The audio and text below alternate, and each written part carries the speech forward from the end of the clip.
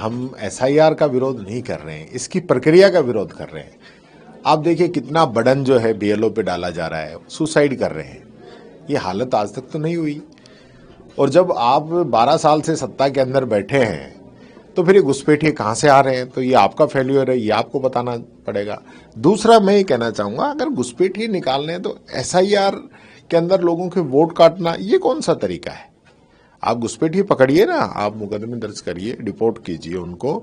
जैसे आप लोगों के घुसपैठियों को यहाँ जिस प्रकार से जो हालात करके दूसरे देश भेज रहे हैं, ऐसे भेजिए ना। कौन मना करता है आपको?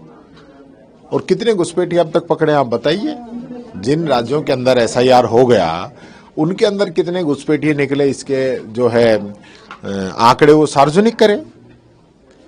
आप बताइए, गरीब लोग जो मजदूरी करने बाहर गए हैं उनके नाम काट दो, जो घर पे नहीं मिला ये दिखा के नाम काट दो। आप जो घुमंतु जाती है उनके वोट काट दो। अरे अपने ही लोग हैं, अपने देश के लोग हैं, उनको आप घुसपैठिया बता रहे हो। ये तरीका गलत है। ये संख्या जिस हिसाब से अब आपने एसआईआर बिहार के अंदर किया, आपने 75 लाख वोट काटे हैं, तो आप बताइए ना 75 लाख में कितने लोग मरे और कितने घुसपैठिए थे? आप बताइए, आपको बताना तो पड़ेगा ना। लेकिन वो आप बताओगे नहीं, आप बता ही नहीं सकते। मैं मान जाऊंगा इन बीजेपी वालों को, अमित मालवीय को मान जाऊंगा, बता दें वो 75 लाख में जो नाम एसआईआर में बिहार में काटे थे उसमें घुसपैठिए कितने थे और उस पर इन लोगों ने क्या कार्रवाई की, मान जाऊंगा, बता दीजिए। मेरा दूसरा सवाल ये था, बात सामने आई कि 1 दिसंबर को राजस्थान भाजपा मुख्यालय में ऑफिस से मंत्री दरबार लगेगा, आम लोगों की जो समस्या है उसकी सुनवाई सरकार के द्वारा, ऐसा एक प्रोपोजल सामने आया। इन मंत्रियों की सुनवाई कहाँ होगी? ये मंत्री और विधायक बेचारे घूम रहे हैं, ये खुद ही कहते हैं कि साहब हमारी जन सुनवाई नहीं हो रही। तो इनकी सुनवाई कहाँ होगी पहले ये तो बता दें। ये जनता की क्या सुनवाई करेंगे? ऐसे इनकी नहीं मानते, इनके विभाग के सेक्रेटरी इनकी नहीं मानते। ये तो हालत है इस सरकार की, यानी कोई किसी की नहीं मान रहा। पीएम सीएम की नहीं मानता, सीएम मंत्रियों को नहीं मानता, मंत्री विधायकों की नहीं मानते। यानी कि जो सिस्टम आ गया ना यहाँ, क्योंकि पर्ची सिस्टम है, इंतजार करते हैं कि दिल्ली से पर्ची आ जाए तो ये काम होगा, नहीं तो नहीं होगा।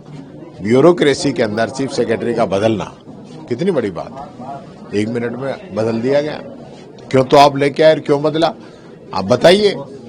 उनमें काम करने की क्षमता नहीं थी या काम सही नहीं किया या कोई गड़बड़ की है तो बताइए ना, किस बेस पे आपने बदला है? चीफ सेक्रेटरी जैसे पद पे आपने अधिकारी को बदल दिया, फिर प्रिंसिपल सेक्रेटरी सीएम बदल दिया आपने। कमाल हो गए। यानी सीएम का जो सबसे मेन व्यक्ति होता है सीएमओ के अंदर, उसी को बदल दिया। तो वो सही काम नहीं कर रहा था या वो उसकी कैपेसिटी ये नहीं थी या गड़बड़ की है, क्यों बदला है बताइए ना आप।